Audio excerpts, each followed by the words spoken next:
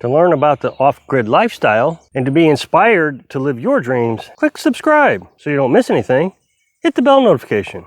Okay, so I'm giving the chickens their treat. We don't do it very often, but boy, you can see how excited they get. We're just doing some bread. Now, you may be concerned that they might get choked up in their throat. We provide them with grit in their food. You can do this as long as that grit is, able to help digest this food.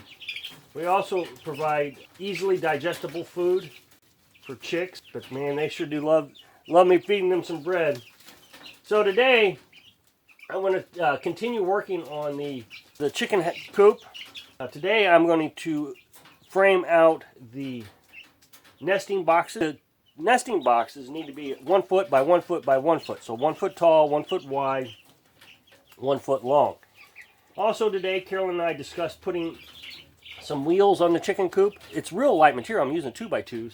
So that way we can just roll it around the yard and we can actually move the chicken coop in the same location that the chicken run is in. So looks like they're about done with this. They're really not fighting too much more about it. So I'm going to go outside. I'm going to show you a few things and then we're going to get started on that chicken coop.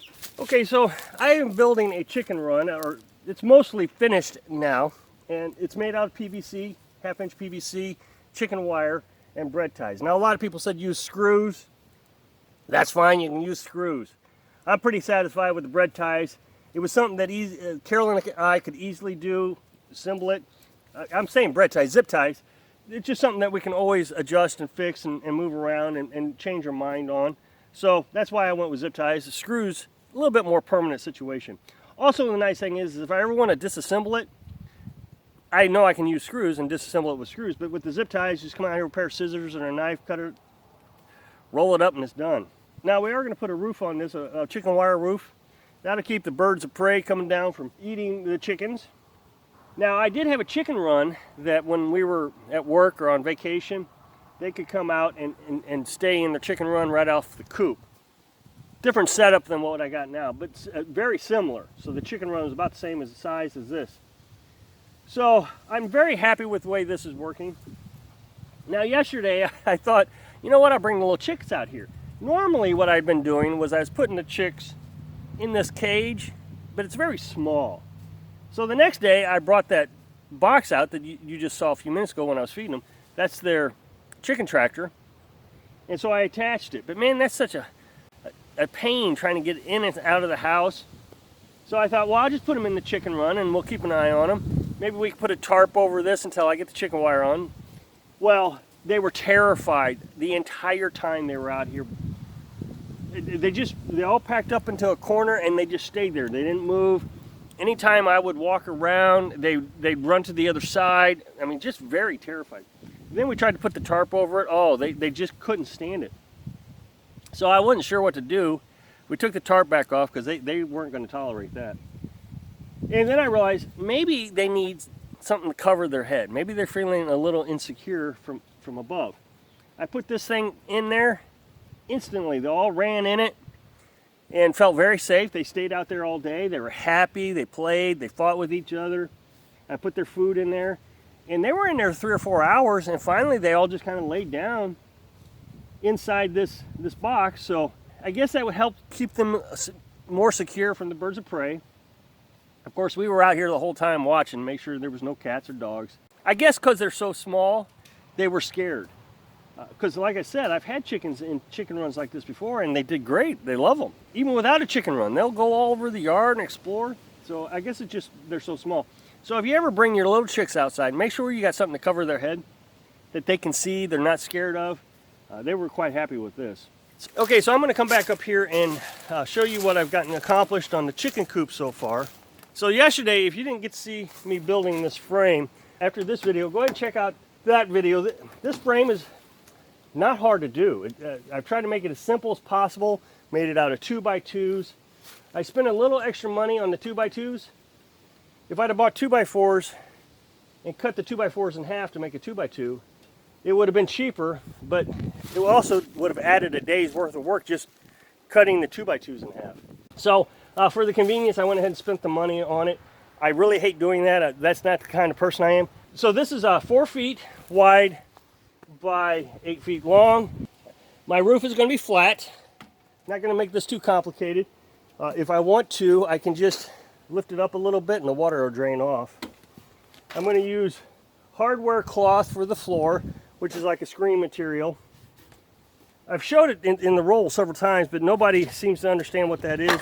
I say nobody, a few people don't understand. But chicken cloth is just a more firm type of screen material. It's better than chicken wire. So to kind of give you an idea what chicken cloth is, it'd be similar to this. This is a lot thicker than chicken cloth, but basically the same idea. So that way the droppings can fall through. The droppings may stick on the hardware cloth, so occasionally you're going to have to go in there with a broom. Not the broom you use inside the house. You have to buy your own broom for the chicken coop, and you'll just sweep it off and it'll fall right down. And then so underneath it, you'll have a nice collection of compost. Okay, so I'm going to make the chicken boxes. Now you have to imagine this is going to be off the ground 2 or 3 feet, so that's important to remember. The chicken coop. So now you should be able to imagine that this is going to be my nesting box right out here. So to come over to this direction, and then I'll put another board up here 1 foot, and so then it'll be 1 foot high, 1 foot out, and 2 feet across. Of course, we said that the nesting box is going to be 1 foot, so we're hoping that the chicken can share one nesting box. If not, then eventually I'll put a wall in here. We'll see. I mean, Carolyn and I both have chickens before, and they'll lay eggs even if they don't have nesting boxes.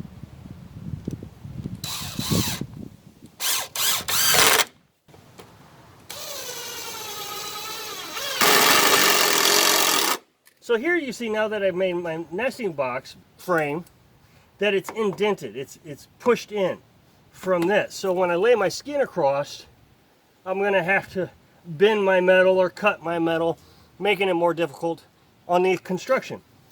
So a simple solution would be just put another dummy piece there.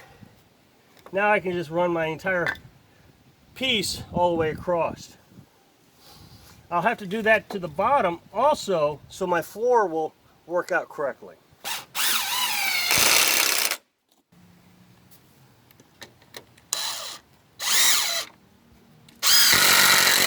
So now if you'll imagine, this is the skin of my house, okay, just this one bar. I can lay it straight up against that now. I can screw it in right here, and everything matches up. No cutting, no bending. Makes it a lot easier. I'm sure there's a better way of doing this, but this is the easiest way. So in yesterday's video, I tried to explain that I'm doing this to show you that you can do it. It's very easy to do, very inexpensive to do.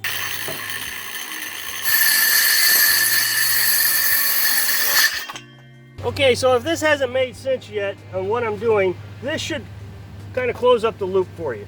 So now, this makes up the box, the floor of my nesting box. So 2 chickens will be able to fit in here. So that's 1 foot out. Of course, I got to put another beam here. So that'd be 1 foot high, and then 2 feet across. So 2 chickens will fit in there with 1 foot each. Okay, now I just have to assemble my frame for the upper piece, the roof, the ceiling, whatever you want to call it, of the nesting box. And so all I got to do now is put this board right here. And so now that is my nesting box right here. Now what we'll have is basically a lid that will come down like this, and we'll be able to open it from the outside. Okay, finally the last piece I'm going to put on here for the nesting box is the top board that I'm showing you, I'm holding on to right now. Then when I put the skin around it and the lid, that will be the nesting box. They'll come in right here, lay their eggs, lay on the eggs, and we got 8 chickens, so there'll be 2 for each space. That'll be 8 spaces for 8 chickens. Okay, since the chicken is actually a bird, they like to sit up in branches just like birds do. And it's called roosting. A lot of people call it roosting. I saw in our old farmhouse rental property, we rented 8 acres for $350 a month. It was a great deal. Long story, lots of videos on it. And in it had a chicken coop. We had chickens there. And they used grapevines to roost on. So you could hang it up on the chicken coop here, just like this, which I'm gonna do. And then the chickens can come up here and sleep. It was great, and it's free, and I got tons of grapevines out there. So what I did was I just took my little circular saw, my battery operated circular saw out there, and I cut them out of the trees. Now for those that are gonna tell me, that's poison ivy! It's not poison ivy. I play with it nearly on a daily basis. There's so much of it around here, we're actually burning it for firewood. Carolyn uses it to cook with. It's a grapevine. We know what poison ivy is. So I'm gonna hang these up off the studs here, and I'm just gonna screw it right into the stud.